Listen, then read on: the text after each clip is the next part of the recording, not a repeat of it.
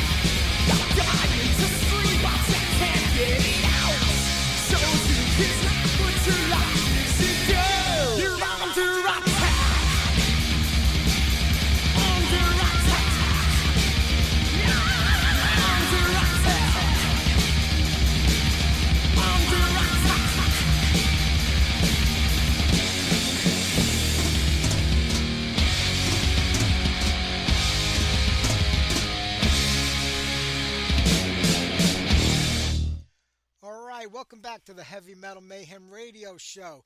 It is Sunday, July 28th, another month of shows in the books.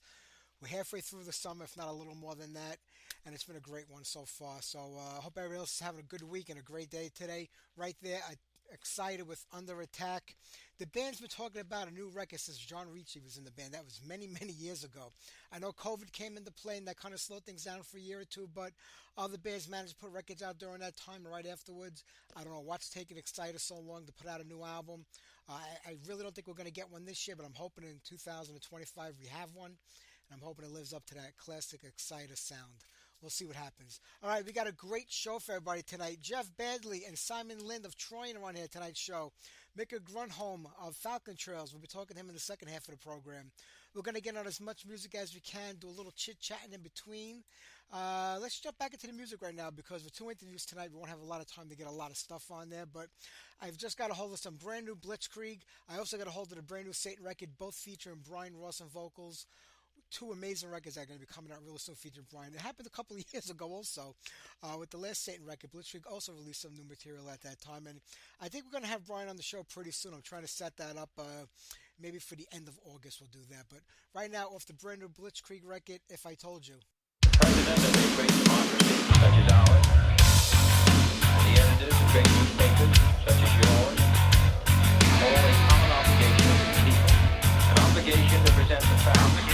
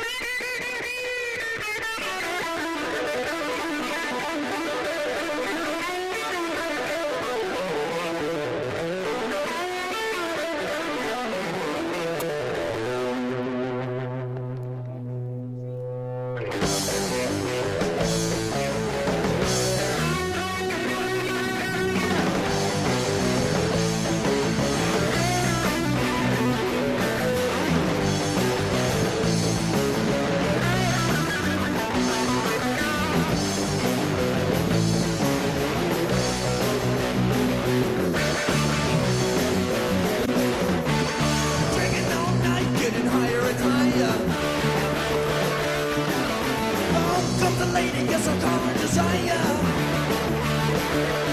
She's got a body that's fine and a face that's fair. But I know that she don't wear no underwear. We started dancing, I was romancing, trying to get a little, ooh, just a little. Thought I was moving in just the right pace, and then she turned around and slapped my face.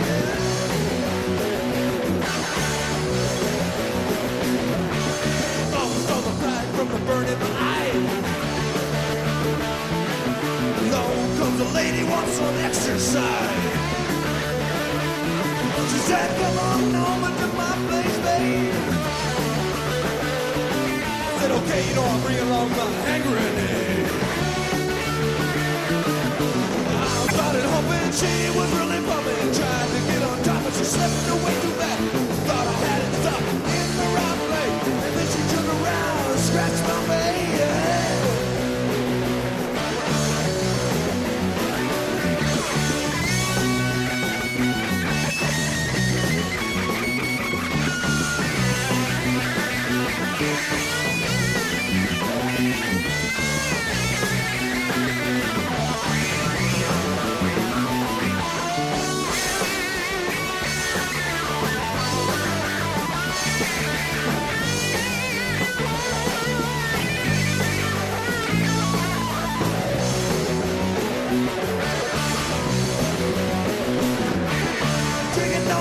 Getting higher and higher.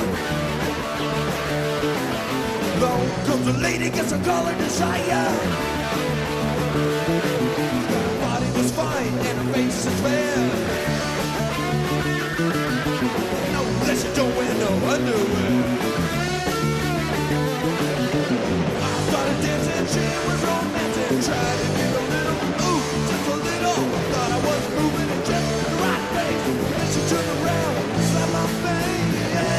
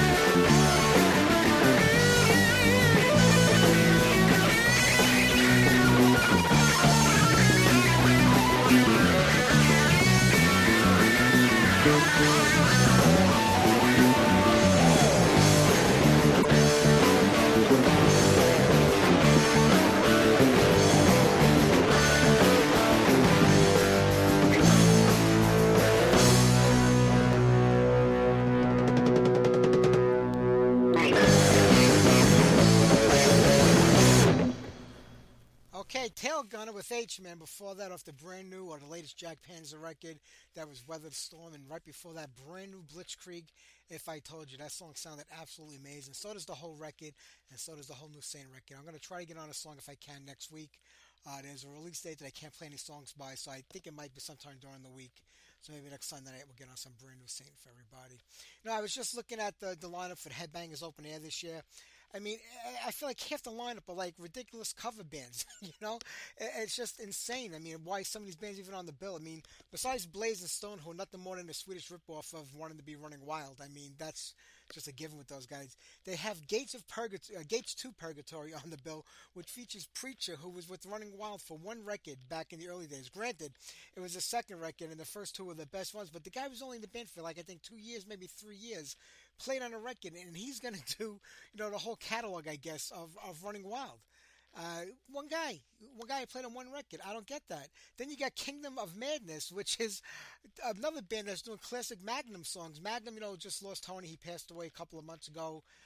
They ended it. That's it. So a bunch of guys who used to be in Magnum over the years, not even like the original guys, the people with the band early on, guys who were in the band in the later era of the band, all got back together and decided to do this Kingdoms of Madness, doing a tribute to Magnum. So that's on the bill. And on top of that, you got Alive and Kicking, which is Brian Downey's band, who was a drummer for Thin Lizzy. He was the original drummer, but I don't know anybody who went to go see Thin Lizzy back in the day to go see Brian. They pretty much went for Phil, or even Scott Gorham later on when he joined the band. But they're like, it's just ridiculous with all these bands play with one original member, no members at all, just playing these shows. I mean, I don't know. I know I talk about this all the time, and I keep seeing more and more of it. I mean, why don't they just add Beyond Autograph and Carnival AD to the bill, and then just call it a whole, I don't know what to call. I don't know what I'm talking about anymore. This stuff flabbergasts me. I guess I don't know. All right, we're going to get back to the music here. We're going to be talking to Jeff Assignment. We actually already talked to Jeff Assignment. The interview was pre-recorded. We're going to get that on in about 10 minutes or so. We'll do one more set of music, and then we'll do the interview. How about some Letch and Gray? It's been a while since I've put them on. Here's Bring on the Night.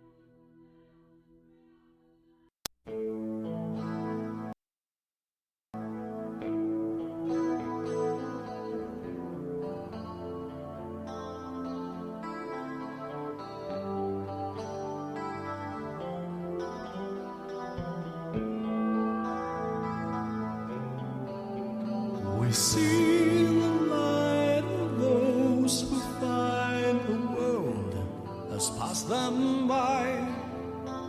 Too late to save a dream that's growing cold. We realize that fate must hide its face from those who try to see the distant signs of unforetold.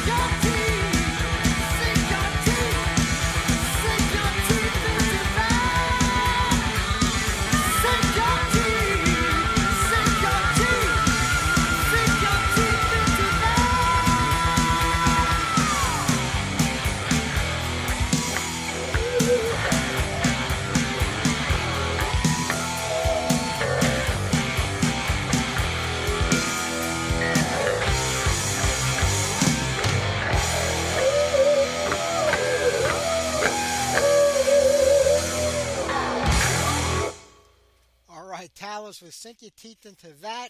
One of the first bands I saw as a kid on my own live were Quite Right. It was a great show.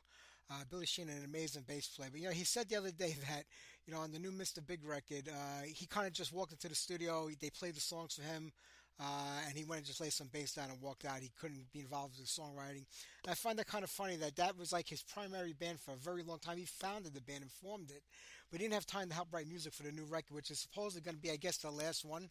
Because I think they're on the final tour. They're calling it a day after this album and the tour that they're on. I'm not really sure if that's true because nobody really ever calls it a day these days. But, I mean, come on. You couldn't sit down with the guys and just, write a couple of songs and come up with something. You're that busy playing music for other people that you just couldn't do nothing for your own band. That doesn't make any sense to me. But I guess that's the business today, right? Right before that, Queensryche, Take Hold of the Flame. I remember the fall of 1983. It was around September. I went to Zigzag, which was one of my local record stores. We had a few of them. Zigzag was like the main hangout because when metal started getting big, they started really, carrying a lot of metal in that store. And all the bands that would come to play at Lemoore used to go in there to do like in-store appearances and sign records and shirts. Those were the days we could just walk into a record store with maybe 5 or 6 people waiting there and meet Merciful Fate, Exciter, Venom, all these bands. They would sign anything and everything you wanted. You didn't have to buy anything. You didn't have to wait on these tremendous lines. You just walked right in, took pictures with them, you hung out, you had a good time. Those were the good old days, They're gone, but I remember going into Zigzag. I used to have Music Stop on 86th Street where I lived who carried a little bit of metal. And there was another place called Record Hut there. So those were like the two close ones to my house. Zigzag was a little far away until I was able to get there on my own. I can only go there like every so often. And I remember walking in there and I saw the Queensryche EP up on the wall. I was like, I really want to get this. I had the demo tape from the year before, which was basically the album anyway. The same 4 songs were on there. And I went to go grab it. And as I'm going to get it, I look over to the left of me, and I see the Jack Panzer EP with such a cool cover. You know, the Queensryche EP only had the name of the band on there. And back then, when you didn't know a lot about bands, you know, you saw album covers. That's how you bought your record. And I saw that Jack Panzer, I saw that album cover, you know, for the first EP. And I said, I got to get this. So I went and bought that. And then it wasn't until like a month or so later that I was able to get back there again to buy more records. Because, you know, I had to paper out, had to save up my money each week and put enough together to buy a record, which was maybe $5 or $6 back then, $7 or $8 for the imports, you know, when we went to the smaller stores. And I said, you know what, I'm going back to get that Queensryche right now. I remember walking in there, and right next to the Queensryche was the brand new Slayer record that came out at the end of November, I think, beginning of December. So I wound up buying that. And it was like I could never just get to that Queensryche EP. I finally did get it in the new year, in '84, a few months after it came out. But that's the way it was back then. You know, album covers drew your eye to them. You know, even I was just talking about Stone Vengeance, and I had some great covers, and you know, that's how you did it back then. All right, let's get to Troyen. We've talked to Jeff and Simon the other day. We're going to play something for everybody. They got a brand new record out. Let's play a song called Darkness Within, and then we'll talk to them.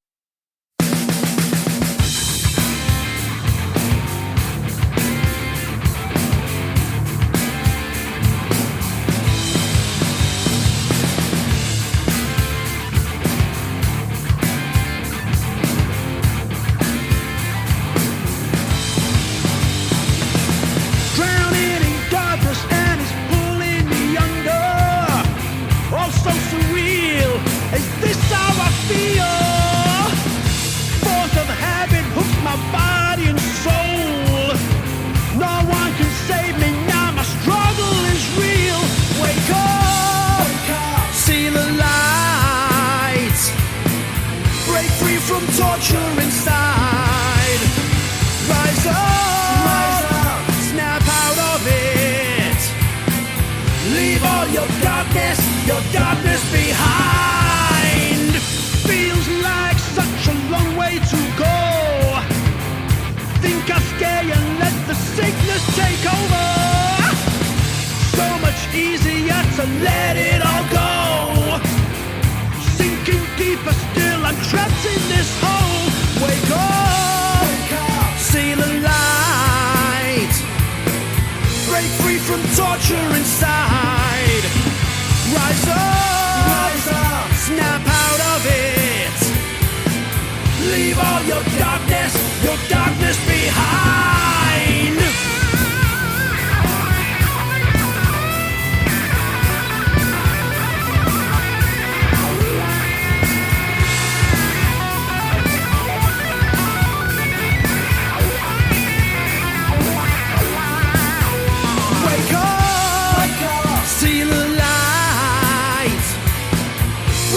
From torture inside. Rise up, snap out of it. Leave all your darkness behind. Wake up, see the light. Break free from torture inside. Rise up, snap out of it. Leave all your darkness behind.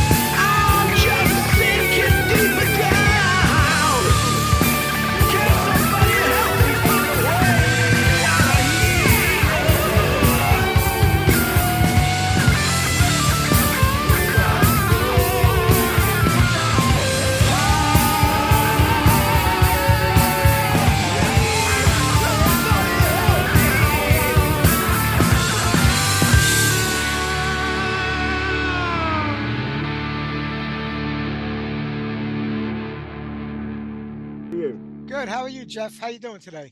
I'm good. It's been a long time, my friend. It's been a long time. It's been way too long, but I'm happy that we get to talk this many years later because there's new music. So that's always a great thing. Absolutely. Paul, Simon should be joining us shortly. Okay, so you want to get started? Well, I mean, we'll just, we could talk until he comes on anyway. Yeah, of course, of course. Listen, I went through this whole record when you gave it to me, and what another amazing album by you guys. I mean, I'm so happy that you put this thing back together 10 years ago now about. We reformed in about now actually. We reformed about in the late summer of 2014. So we didn't actually perform until 2015. But yeah, it's about 10 years. Yeah. Did you see it coming? Did you say to yourself, one day we're gonna get back together? It may be a Absolutely couple not. of decades, No. but it happened. No. Well, it's a strange story, really. When we parted ways in very early 1983, January 83, that was it. We parted because of the frustration of not getting to where we wanted to be and not doing what we wanted to do as fast as we wanted to do. So I was frustrated. I got what my girlfriend at the time called a proper job, so we could move on with life. Houses, mortgages, cars, that kind of thing. And I sold all my drum stuff. I just kind of left it completely. Secretly always regretted it, but never admitted it to anybody. And then 2008, so what's that, 30 odd years later, 35 years later, Yeah. I bumped into an old roadie of ours in a pub, and he said, "Hi, I haven't seen him for however long." And he said, "Are you still playing?" I said, "Oh no, I haven't played for 20 odd years or whatever." And he said, "Oh, that's a shame, because a mate of mine is putting a covers band together and was looking for a drummer." That was on the Sunday evening. By Thursday, I'd bought a kit again, because that was the only that was the catalyst I needed. So that was 2008. So we put a covers band together, including Steve Maguire, who's a Troyen guy. And we were playing, and we had a small Facebook presence. So I was on social media, as it was then, because we were still in the days of MySpace and the like in those days. And I got a message from a guy in Newcastle, which was the home of new wave of British heavy metal in the UK, saying, "Was I the Jeff Baddley who was the drummer in Troyen?" "Yeah, why? Who are you?" And he told me, and he said, "What's the chances of you putting the band back together?" I said, "I've got absolutely no idea, to be honest. I've an idea where the bass player is. I'm playing in a covers band with the guitarist vocalist, but the other guys, I've got absolutely no idea." So he said, "Well, they ran a franchise, for want of a better phrase, called Brofest, and their thing was putting bands from the 80s, 70s, and 80s back together as a one-off."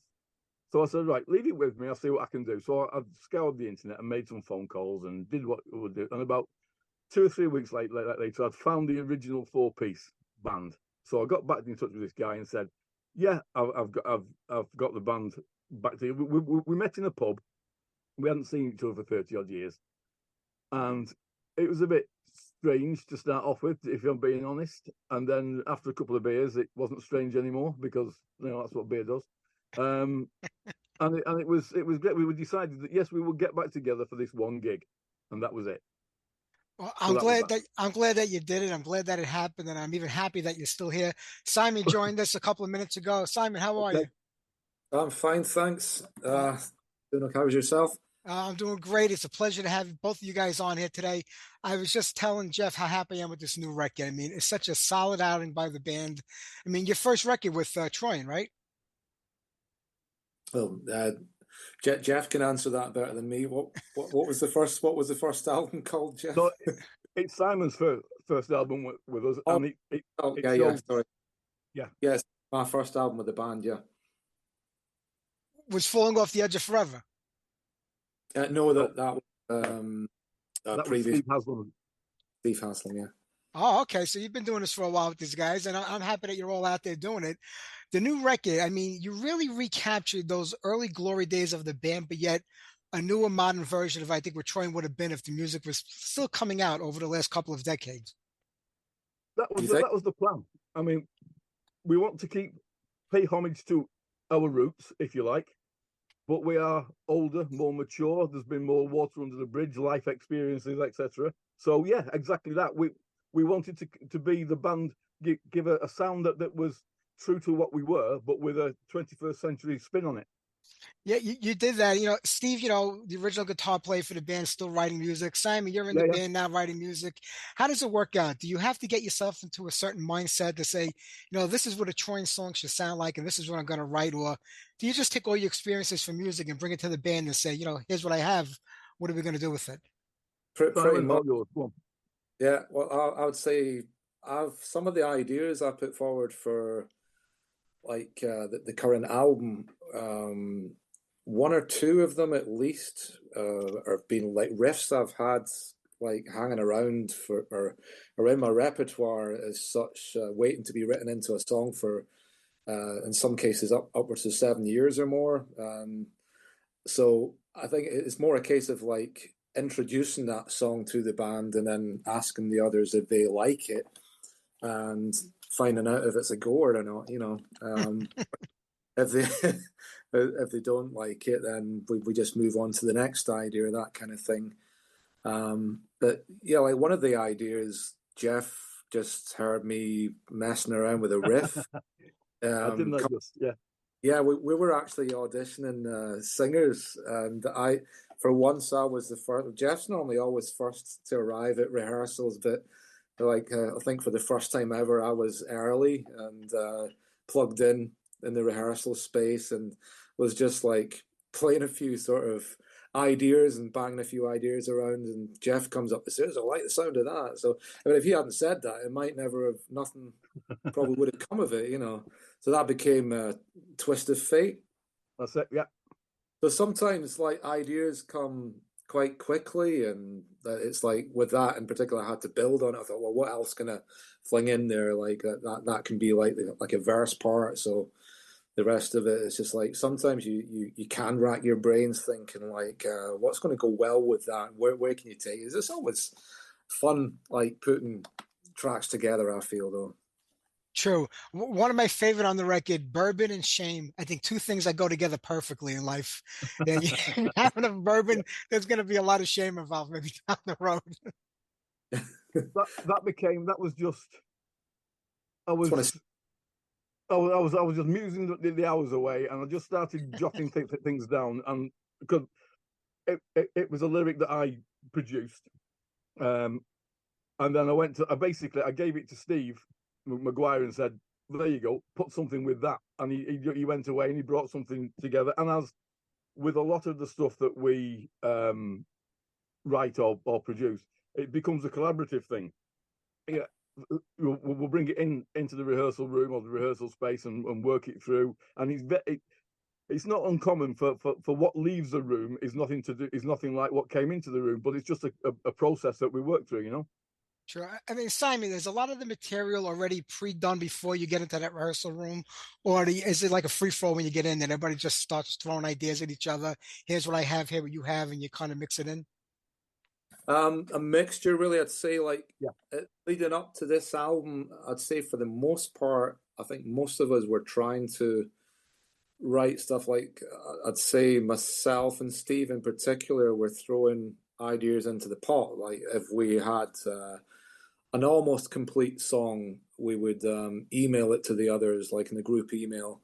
But a bit of both, really, because it's like with one of the tracks, No Resistance at All, which was something that had been lingering around. We'd sort of like gone over it before we had the new singer, and he actually come up with the breakdown part with the stops.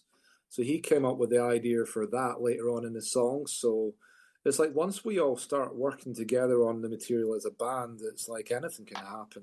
It's like Mark quite often jumps up with some good ideas as well, as maybe to have a breakdown section somewhere or other in a track. So it's like everyone has a bit of a chip in, really. Sure. I mean, Paul's the singer of the band now. I mean, the band's gone through quite a few singers over its lifetime. 40 years, that's going to happen. More than that. Do you write for Paul specifically, or do you say, he can handle whatever we come up with, so we're just going to go for it? In this instance, I would say like most of this, we had most of the songs, or I think all of the songs, practically written already, and we just urgently needed to find somebody. So when we found Paul, it was like a case of just hoping for the best. He could sort of work his magic on him and make him like his voice suit the songs, if you like. Would you agree with that, Jeff? Yeah, definitely. I mean, we some of the tracks that were written with the vocalist in mind before Paul, who unfortunately had to leave the band because he had some personal issues going on. So it was quite difficult for Paul to come into the band with probably 90% of the tracks already written. But he took it away and he owned it, and he's done a fantastic job with them.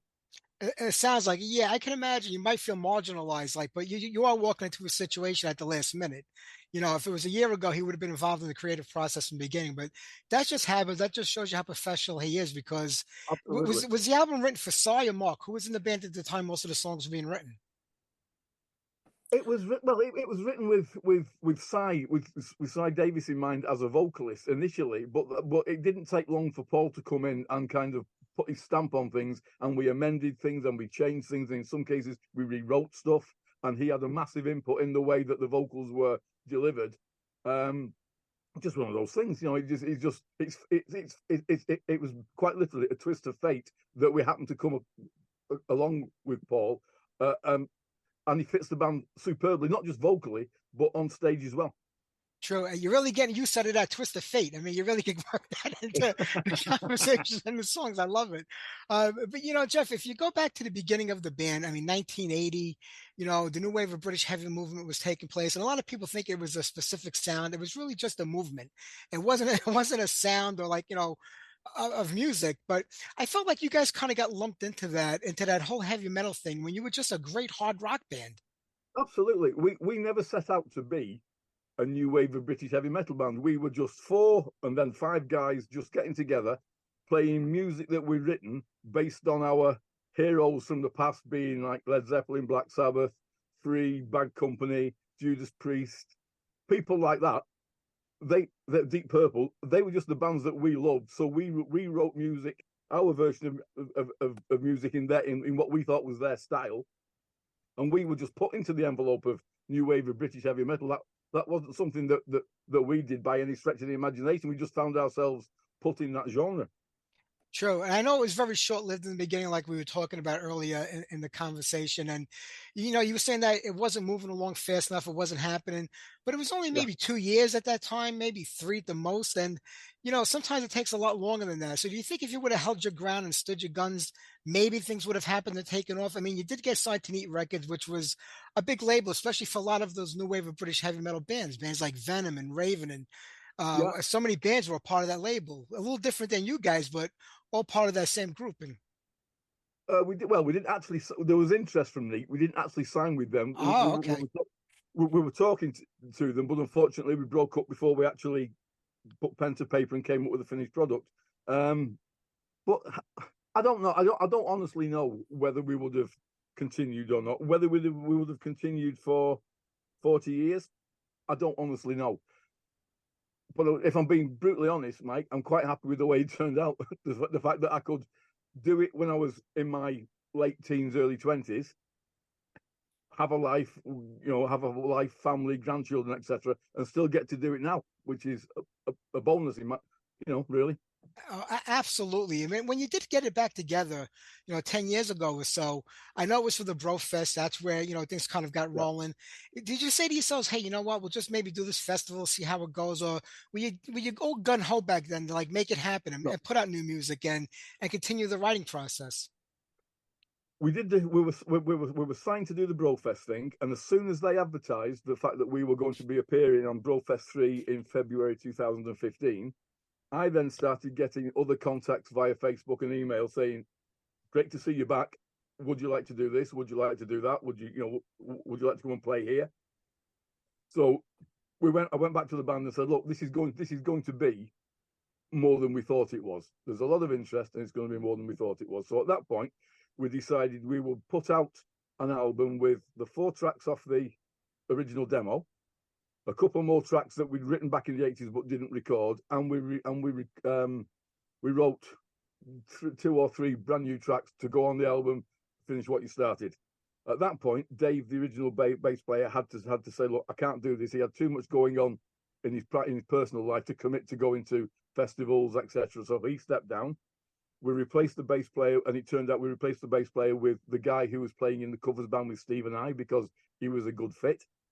And then it kind of just snowballed from there. And since then, we've done 80 or 90 gigs in the UK, in France, Belgium, Holland, Germany. It's just gone on, and long may it continue. It definitely is snowballed. What I love is that, your first outing back was finish what you started, and now all these years later, unfinished business. There's definitely something to that, because I don't want it to sound like it's a bookend, because this could be the end of it, because I know we're going to get more. But I just love that you have, you let people know we're not done yet. We're going to finish what we started. We have a lot of business that's not done yet. I think that's a great thing. And I don't know if that's how you think about it when you write these titles to the albums, or that's how it comes across to me. There was a little bit of that into it, because we haven't finished yet. I mean, we'd love to do another album, maybe maybe a couple of years to 2026, maybe. Who knows?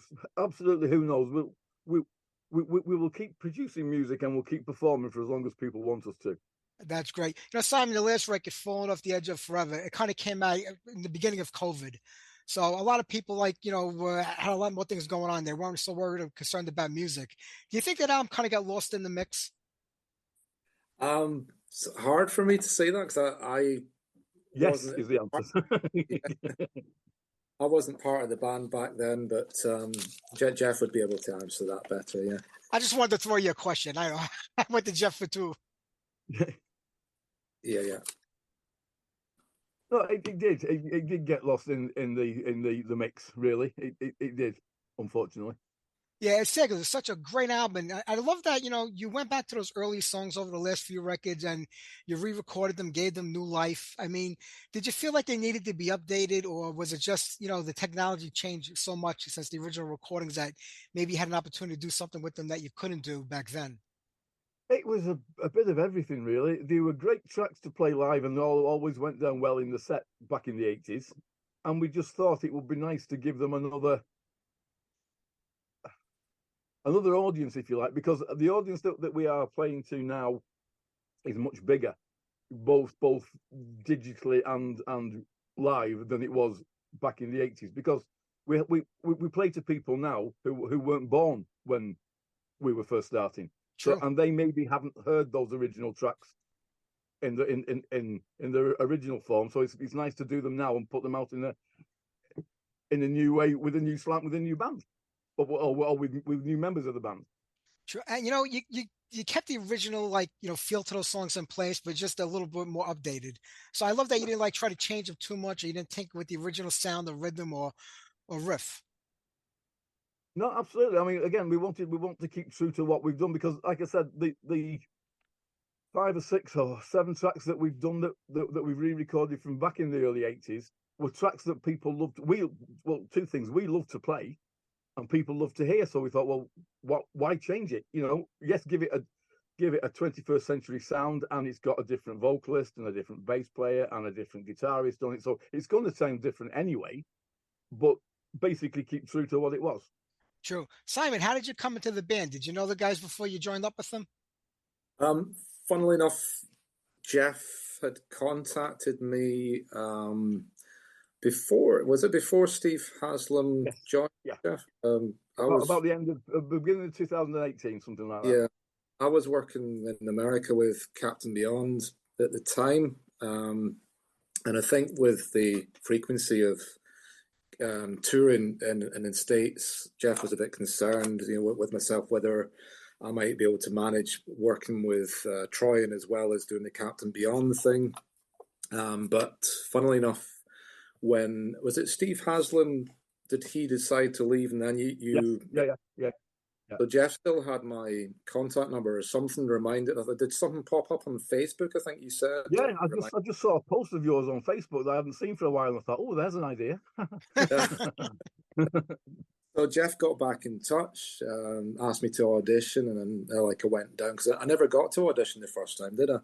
No. But I was pretty busy with the Captain Beyond thing anyway. But yeah, that was it. I think I was just invited down, and it went quite well. Took it from there. I had to change my amp rig and stuff like that because I think the amp I was using at the time was like this little combo that was more for blues rock gigs, so I needed to beef my sound up a bit. I remember that much. But I loved it because I've always loved. I'm kind of, as a musician, I'm open musically to so many different genres of music, but I'm a big fan of like guitarists like Eddie Van Halen and Joe Satriani. I love AC/DC as well, stuff like that. So it was. I remembered I had this like Marshall speaker in my loft with a Fender head, so I'll just get that down and see how that sounds. So that's become my Troyen rig now. But yeah, it's Another twist of fate there, Simon. Another twist of fate. Yeah, another twist of fate, absolutely. Are you still playing with Captain Beyond? Are you still out with them? No, the COVID thing kind of killed that off. I was with them between, say, 2017 to 2019 was the last time we played.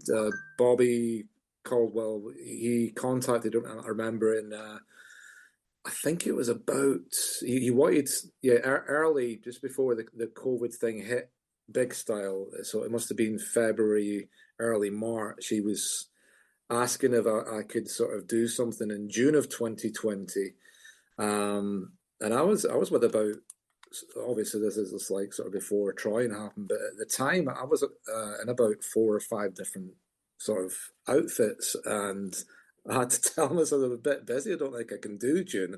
So I was playing with this Meatloaf tribute band at the time as well.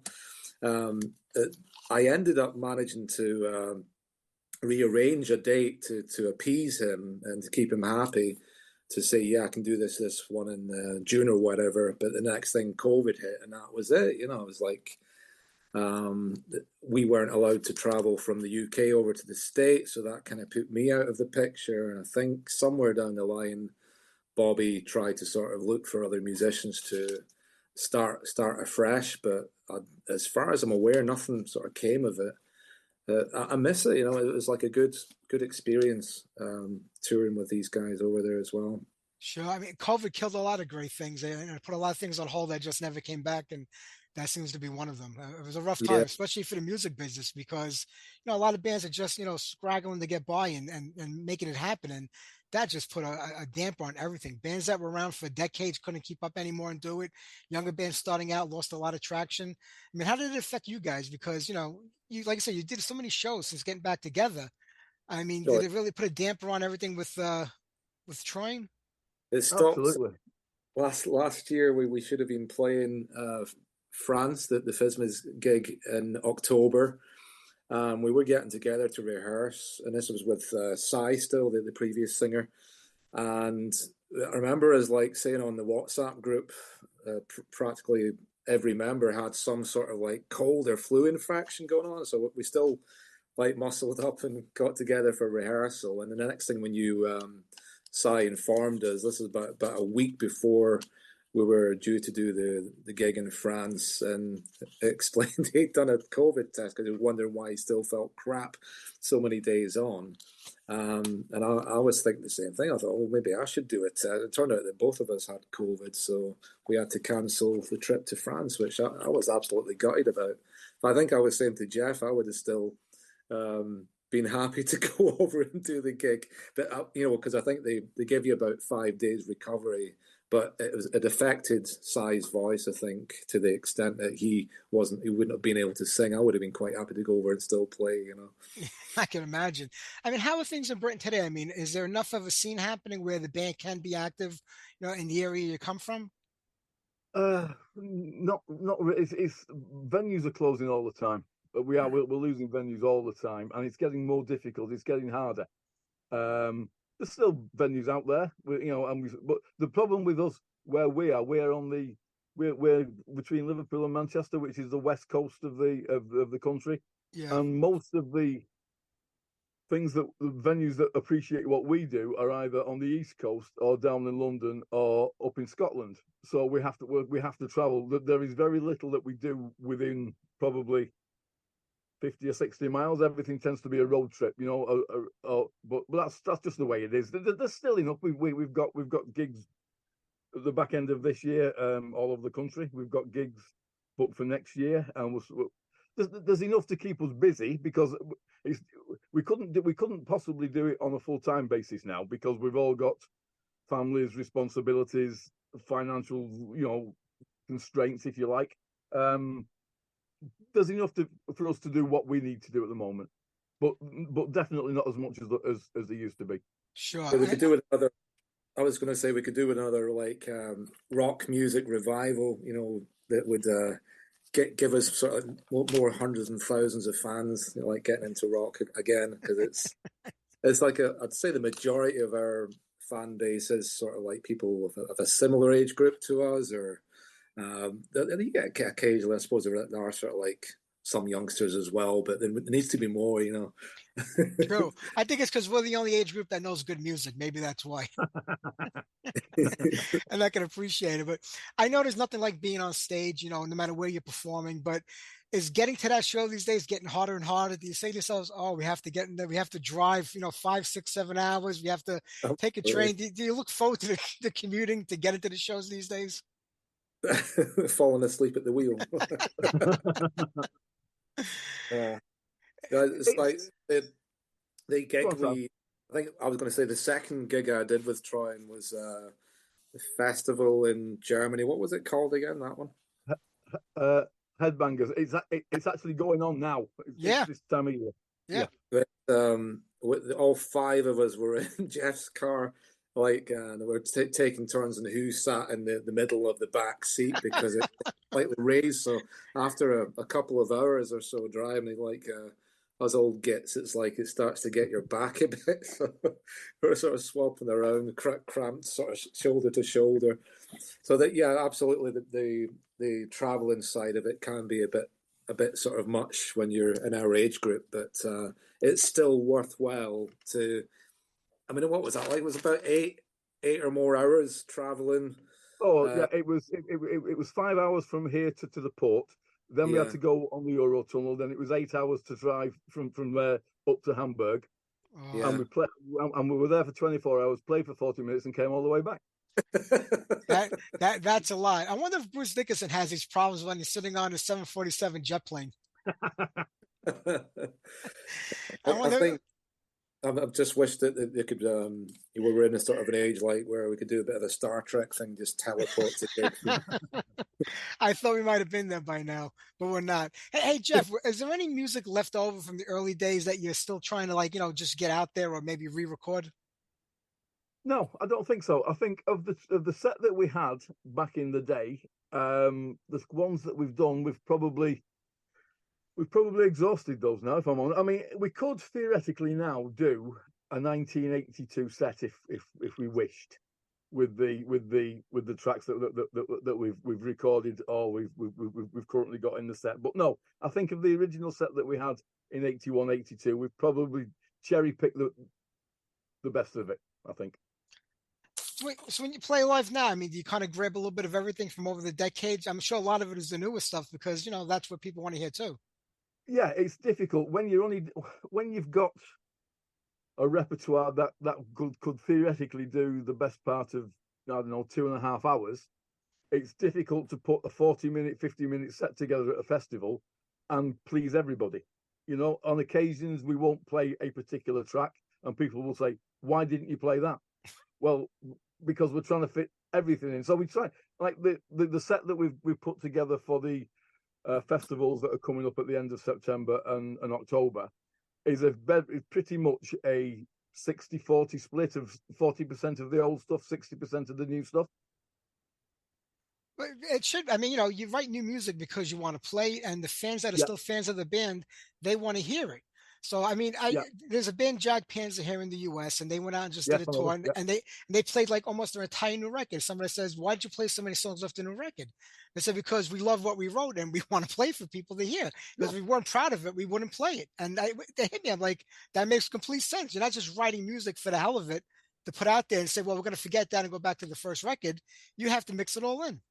You do, and it's important to get the mix right, and it's a challenge because there's the songs that you might love to play, but you've got to like the new album. There's 11 tracks on the new album. There's one track, Recurring Nightmare, which is a development of the Nightmare track that we did a couple of years back.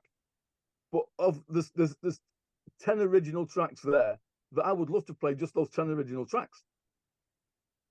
But we've got to put in 2 or 3 of the old ones because people still want to hear Dreams Never Lie. They want to hear Future's Friend. They want to hear Syrian Lady. Finish What You Started.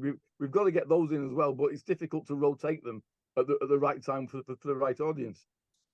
It's true. You're never going to make everybody happy all the time, No. but you know what? If they get to see you live, that should be good enough, in my opinion, because I haven't been fortunate or lucky enough, but I'm hoping that maybe some festival here in the U.S. will fly you guys over because it'd be great to see Troyen on stage. Nothing would make us more happy than that, Mike.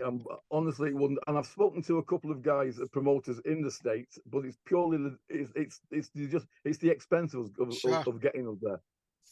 It's gotten a lot more expensive these days, I Yeah. think, than it ever was in the past. So yeah, that is kind of hard. But maybe one day it'll happen. But Jeff Simon, I'm not going to keep you because something's flashing. They're saying I only got a couple of minutes left, and I don't want you to think I hung up on you or disconnected you. When No you're on problem. when you're on the free plan, they only give you like 40 minutes. There's nothing I can do about it. No worries. But It's a pleasure speaking with you, Mike. it's been my pleasure, Simon. And Jeff, I'm going to play a couple of songs off the new record for everybody here. It's been out about a month now on Classic Metal Records. I mean, anybody can pick it up. It's you can get it downloaded, get a digital copy, a vinyl copy, a CD copy. It's out there, so people should be buying this so you guys can make a new record in the future. Amen to that. Amen to that. Absolutely. That sounds great. But Jeff Simon, take care, my friends. I know it's later over there, so have a great night. And I will talk to you guys again, hopefully one day with the next record. All right, Absolutely. take care. And not 10 years this time, Mike. Not 10 years. Put a new record out next year. We'll be back doing this again. Absolutely. Appreciate it, Mike. Good night, guys. Have a great one. Take care. Bye-bye.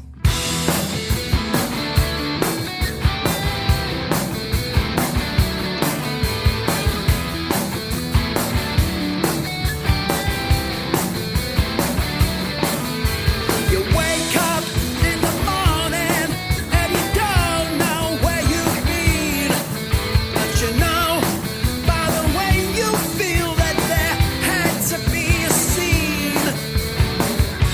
Your wallet is empty, you've got blood stains down your shirt. Why do all your good intentions end up in the dirt? Your memories are so shaky, your eyes are bloodshot red. Know that if you don't change, you're gonna wind up dead. Another bottle gets opened. That deep amber liquid says hello. It always ends the same. You know it always ends the same. Always ends the same. You're left with the taste of bourbon and shame, shame, shame. Bourbon and shame, shame, shame.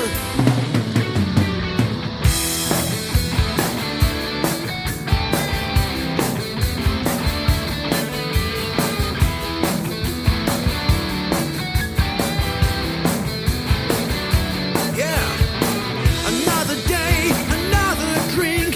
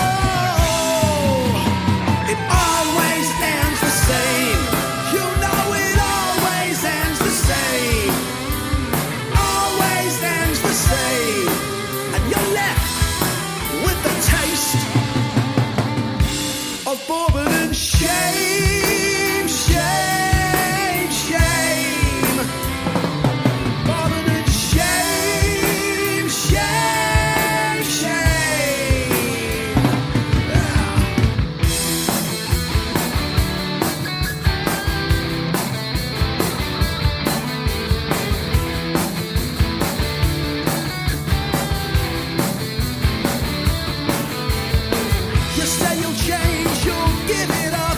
You've said it all before. You've loved and lost, but you always knew that the bottle gives you more. Your cravings lead you to the devil in disguise. Time rolls on, it takes its toll, and it leads to your demise. Your memories are so shaky, your eyes are bloodshot red. You know that if you don't stop, you're gonna wind up dead. Another bottle gets opened. That sweet amber liquid starts to flow. It always ends the same. You know it always ends the same.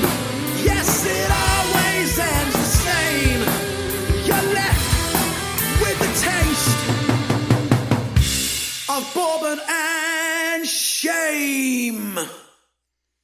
All right, I want to thank the guys from Troyen. It was great catching up with Jeff and nice chatting with Simon. Hopefully, it won't be 8 years before we do this again. All right, we have one more interview to go with Mika Gronholm from Falcon Trails. He put together this 70s theme rock band, and they put out this record. It's a quick interview. We already pre-recorded it. It's only about 15, 16 minutes. We'll get to that in a little bit. We'll play some more music between now and then. I just want to remind bands that are out there that when you play 4 shows over like 6 months, like from April to October, it's not a tour. Don't go on Facebook and announce that, this is the blah, blah, blah tour when you're playing 4 shows, 1 in April, 1 in June, and 2 in October. That's not a tour. They're just shows. They're just gigs, one-offs. It's not a tour. A tour is when you go out for multiple shows over multiple weeks. That's a tour. I mean, I know it sounds good when you say tour, makes you sound more professional and more like there's interest in you, but it's not. You're just doing a couple of shows over 6 months, so that's all it is, guys. All right, Christian wanted to hear Matthias Steele. The band is hard at work in the studio right now, recording a new record, the first one in a very long time. I'm looking forward to hearing it, and then we'll get the guys back on the show to talk all about that. So off their first demo tape from back in 1987, here's You Never Know.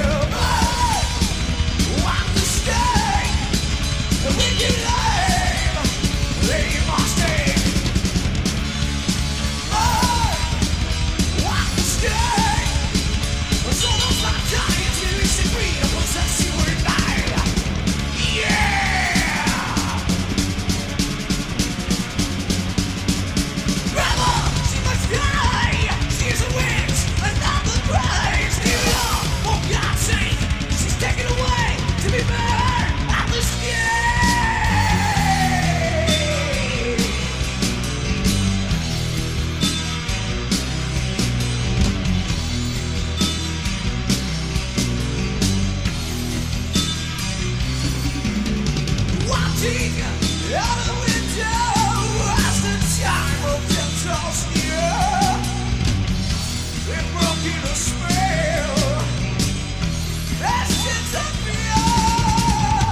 They're coming to crucify her. Oh, your life it was dead. Capturing all the powers. Unstable, but burning at the stake.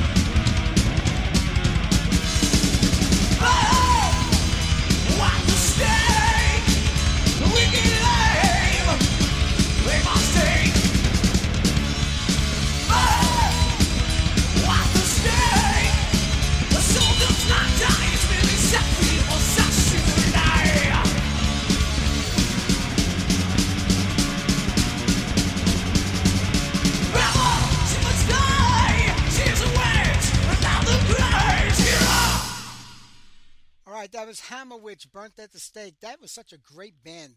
I think they were out of Louisiana, or maybe Texas, somewhere in that general area. They went more like in the death metal vein, like an album later, but the earlier stuff was tremendous. And I think the bass player was in a band called Life of Scars, so I'm going to go look him up, see if I get him on the show. Before that, Paradox out of Chicago with Knight Rider, and we kick things off with Christian's Request, Matthias Steele, You Never Know. All right, we're going to talk to Mika right now. It's a quickie, a 15-minute interview.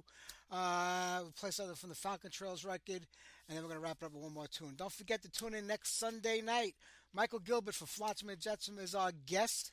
We have him on the show, as well as Nick Marino, the singer from Yngwie Malmsteen's band, or the keyboard player, because technically Yngwie is the singer, even though he doesn't sing any of the songs that he can sing. That one of the earlier records, they bring in Nick to do it. So we'll be talking to Nick next week also. All right, let's get to this interview right now. Here you go. Okay, how are you today?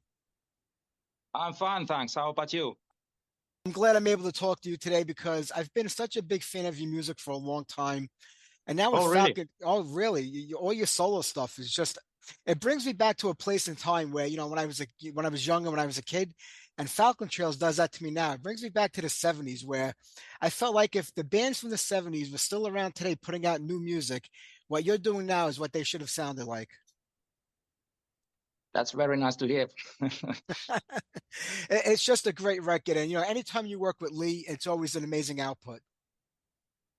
Yeah, it's somehow very easy with working with Lee because we think the same way musically.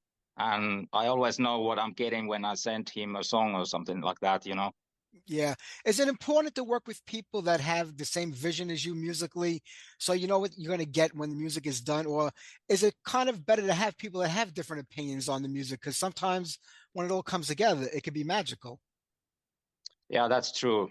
Of course, people are different. So I've been doing quite many albums and I've seen many kinds of people. But of course, when you do stuff a lot, then you kind of learn to, it's also a very social thing to make music. And Yeah. I mean, this was recorded, I think, 4 or 5 years ago, correct? Even more than that, the music, or it was written in 2018, 19, right? Yeah, about 7 years ago. Yeah, that's true. It took a long time to come out. Yeah, actually, I didn't know that there's going to be an album, really, because we just, like, after I was mixing Lee Small's The Southern Wind album, and we were talking about how about if we do some songs, and of course, yeah, and then earlier this year, Lee said it was like spring or something, I guess, and he said that I was listening to these songs again, and they sounded really, really nice, and they kind of, how to say it, it would be super nice that they can be put out there. So if he can ask this label that they release it and they love it, so it was a happy accident. Oh, that's good. So when the songs were written, I mean, was the idea for the band Falcon Trails created back then, or was it something that you came up as the music was getting ready to come out? Yeah, we needed a name, so we didn't have a name. So everything was going out, in a way, and we had like 2 days to think about the name. So you came up with Falcon Trails, but it's a good name. It's an original name. It's a different name.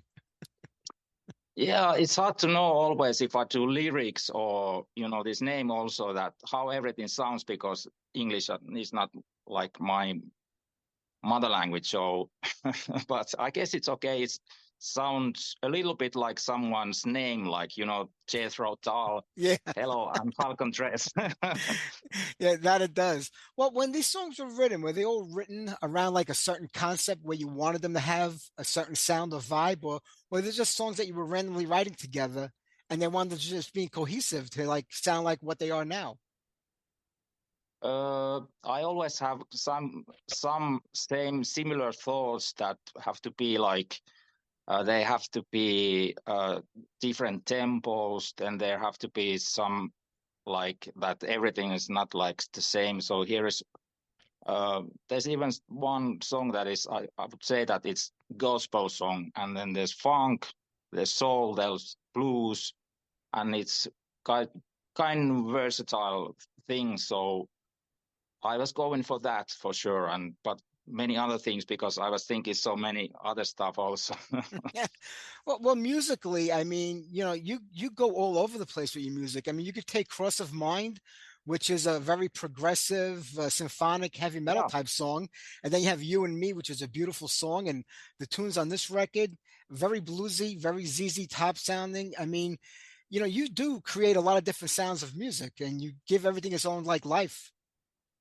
yeah. I totally love rock music. Like maybe the biggest influence for me is Rush. Yeah. And when I was like 12 or something, I bought my first Yes album. And we just recently have some Rush cover band gig here in Helsinki that I was asked to do, and it was super nice to play those like 80s Rush songs and everything. So I love so many different styles of music, that's for sure. Yeah. Is it good to keep them all under one banner, or do you like want to make each one separate, like its own type of entity where you say, well, this is a much heavier song, so I'll give the band this name and I'll keep this under just my name? And is there a way you separate your music? At the time when there was like first Gronholm song, I think I just couldn't came up with a good name or something, and because they were very personal for me and everything, maybe it's good to have my name.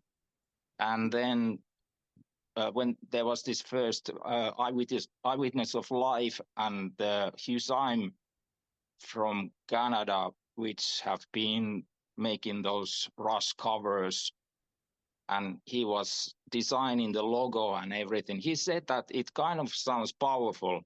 And then I said, okay, I believe you. On the new record, you could really hear the blues in your guitar playing on a lot of songs. And, rock and roll came from the blues. The blues was the original rock and roll, and that's what came out of it. So were you heavily influenced by blues music growing up? I would say like there's some like Winter's Blues in these ones. The solo sounds a little bit like Billy Gibbons, and that's one like I totally love. One of those players that I totally love. It's not like fast stuff, but it's very, it it takes you. No, it definitely does, and you can hear it in there. And when I listen, like I was saying earlier, when I listen to this album, it brings me back in a good time and place where music was just pure, original. It did something to you. When you heard it, it affected you. And all the songs in this record have that effect on me. I feel like a kid again, listening to music on the radio for the first time. That's so great to hear. Well, from very early on in my house, there was a lot of music, and my family was listening vinyl, and it was like early 70s, and I kind of, you know, it just stay with in my head. There was some weird stuff also, like very recently I was here in Sparks. This town ain't big enough for both of us, and I really knew that I have heard it like decades ago. So weird stuff can happen, but really like that, I totally relate to that stuff. True. I mean, I know this was a studio project, but is this something that you might want to take live and take out on the road if it's possible, or is it just going to stay, a studio record? Now every day I have been having these interviews, quite many, and everyone asked that. So and, it's life happens. You don't know. It can be maybe possible, but there's some things like Lee lives in London. We are here, and uh, he's in this band, The Sweet. At the moment, they are having live gigs and so forth. But you never know. That would be nice, of course. Even a follow-up record, would it be another record of this type of music? Because Yeah. you wrote it 7 years ago, so do you have to get in the right frame of mind to kind of follow it up? Yeah, actually, I have something already, but it depends, of course, other people if they want me. So, but I would really love that there's a follow-up also. Yeah, that would be great. I mean, being in Finland, how is the music scene there today? And was it always a good music scene? Was it some place that you can nurture your music and play live? Yeah, there's I would not say not so many as in US or something like that, but there is venues here, and there's a lot of good players. There's a lot of good bands, but I have never kind of listened so much Finnish music. I always relate to UK bands, those early stuff. Yeah, I think most people do. That's where most of us started listening to music, from those bands, because that's where it was all happening and that's where it was going on back in the day. And then the rest of the world, we all kind of caught up with that and created our own music scene out of it. So I completely understand that. Yeah, that's true. I was like, my sisters have Led Zeppelin, and I was starting to collect those Zeppelin albums, like maybe I was 12 or something. That's true. I mean, when we were younger, we didn't have an internet to go on to find new music. We had to go to a record store or look for a Yeah, yeah. magazine that might feature it. So, coming from both worlds, I mean, do you find that the internet is more helpful for a band today, or is it even harder to get your music heard because there are so many bands out there using the internet today to, promote their music? Yeah, that's true. It's like it's always in work related stuff that you have to know someone, and then some people some things happen easily, and if you just are alone and you try to make everything happen, most likely you don't have so much luck, but you have to, those connections are super important. True. Do you think it's just too easy today for bands to get their music heard? Because you really had to work hard a long time ago to get the attention of a record label, of a management company, promoters, where today they could do it all on their own. So do you think it kind of like waters down the quality of the music for a lot of bands? Yeah, it's like there's like I don't know how many thousand albums are made every day, and they are going to some digital platform. It's kind of good thing, but in the other way, it's not so good things. So if you put those some songs there, it totally like you are gonna drown in the big ocean. That's So what's so happening. Yeah. yeah, so again, it's like if I would say to someone how to get music somewhere, is to totally find someone that will help you, in a label side or whatever. But for me, for this one, it was totally like a happy accident, because it was kind of the Lee thing, and I have actually quite many music that I would release like tomorrow, but it's kind of waiting. I got that. Music changes so much, and that's one of the things you could always count on. I mean, everything that was going on in the 70s evolved into the 80s and then the 90s and the 2000s. And each generation has their little niche that they carved out for themselves where they've taken hard rock and turned it into heavy metal. Heavy metal went into new metal, and everything changes as time goes on. Where do you favor yourself? Where do you see yourself as like, this is my generation's music. This is what I love to listen to. You mean like what is the like a style? Your personal style, yeah. Uh, I would say because the most, if I look back, I've been listening, those. I just did like I play all the guitars for some Rush albums, and I'm gonna put it somewhere later. So I kind of that kind of like melodic Rush and the rock music. Yeah. Maybe it's that one is because there is so much in that inside of that music. Also, it can be many things. Also, there's some folk, and then there's like heavy stuff inside the rock music. True.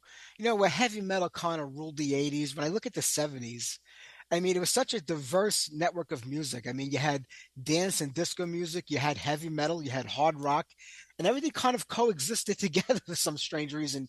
You can hear a song and say, well, it's not what I'm into, but it's a good song. I like it. And I think people were much more open in the 70s to like variety and what was going on, where we got very set in our ways as the decades went on, where I only like this and I don't listen to anything else.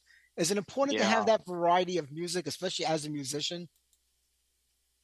Yeah, of course. Like there's some, I really admire people that they know how to play at least one instrument, and they make their own songs. For example, that there is people that they say that if you ask that what kind of music you like, they will answer that I like every Metallica song. Yeah. So that's not the case. Like if you know, I'm interested in recording, obviously, and many kinds of styles, and to play as much I can in a album and so on. Yeah. Well, with the Falcon Trails record coming out, I think in 2 more days, the 19th on Metalville Records, you have anything else planned for the rest of this year musically? Sorry? The Falcon Trails record comes out in 2 days, July 19th. Yeah. Do you have anything planned for the rest of the year musically? Do you have any shows coming up? Any more records coming out? Any more music? I'm sure there's some interviews coming up, and then some promotion going on, and the usual stuff for album, and then I'm gonna try to pressure my label that can I make that follow-up also. I'm sure they won't have any problem giving you a follow-up record. This one is so good. I know they're going to want more of it. And Mika, I'm not going to keep you. I'm going to play some songs off this record for people to hear. You did a great job on this, and it's going to take people back to those early days when music was just pure and natural and really good. That's super nice to hear that you also like the stuff. I love it. Thank you, Mika. You have a great day, my friend. Take care. Yeah, have a great summer also. You too. Bye-bye.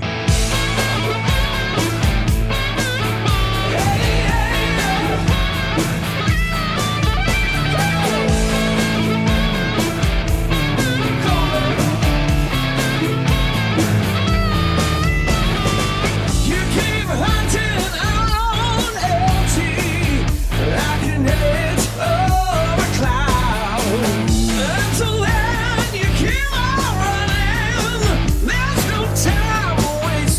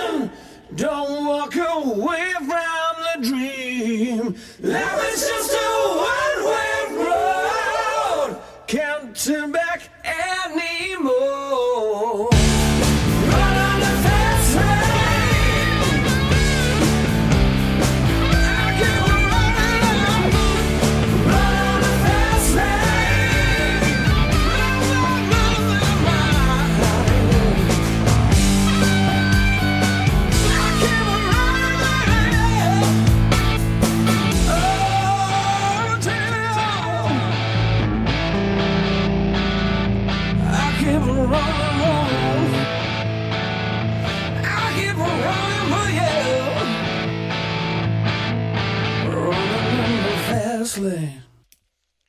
All right, there you go. Fast Lane by Falcon Trails. I want to thank my guests tonight, Jeff and Simon from Troyen. Pick up their latest record, Unfinished Business, on Classic Metal Records. And Falcon Trails have a new record out. Go pick it up. All right, I'll see you guys next Sunday night. We're going to wrap it up here tonight with one more song. 40 years ago today, Man of War, Hail to England came out. I couldn't understand why an American band was so fascinated with England, but I guess I kind of get it. Off that record, here's Army of the Immortals. Take care, everybody. Have a great night. Have a great week, and we'll see you next Sunday.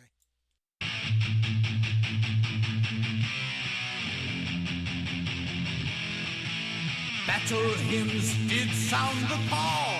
You came to our side. You heard true metal. Into glory ride.